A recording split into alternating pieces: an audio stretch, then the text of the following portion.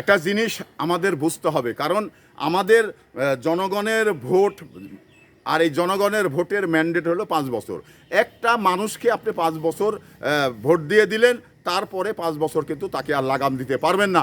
তার ইচ্ছা মতো আপনার এলাকায় কাজগুলো করবে। তাহলে কি করতে হবে? এই জন্যেই হাদিসে বা ইসলামে বা রাষ্ট্রীয় আইনে যেটা বলেছেন যে আপনাকে ভালো লোক মানে নির্বাচিত করতে হবে, মানিজ্যতের ভয় আছে, এই ধরনের মানুষকে নির্বাচিত করতে হবে। তো তাহলে জনগণ তো পড়ে যায় বেকায়দায়, কারণ জনগণ হুট করে নেতারা আসে তখন একেবারে মানে দুধে ধোয়া হয়ে যান। কারণ বিভিন্ন ভাবে নেতারা এসে জনগণের কাছে যখন কথা বলেন, আমার নেতা এই, আমার নেতার চরিত্র ফুলের মতো পবিত্র, এই ধরনের কথাগুলো যখন বলেন, তখন কিন্তু জনগণ সঠিক নির্ণয় করার দিকটা কিন্তু ভুলে যান। আর এই ভুলের কারণেই আমরা 5 বছর আমাদের মাসুল দেওয়ার দরকার, মাসুল দিতে হয়। তো এই মাসুলগুলো আমরা দেওয়ার আগে যদি ভালো করে নির্ণয় করি, ভালো করে যাচাই বাছাই করি, তাহলে হয়তো বা এই 5 বছরে আমাদের কিন্তু মাসুল দিতে হয় না।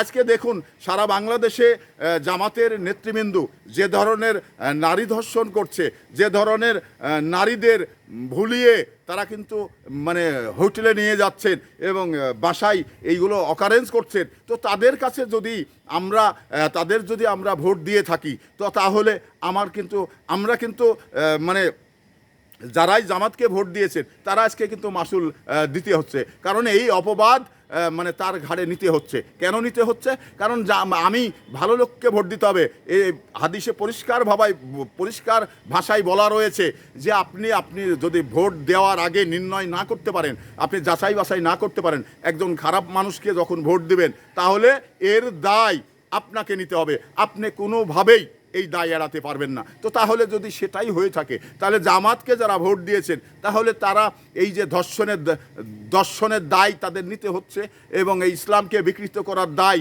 যারা জামাতকে ভোট দিয়েছে তাদের নিতে হচ্ছে। তো এটা এই জন্যেই আইনে বলা আছে যে একজন সৎ লোককে ভোট দিতে হবে।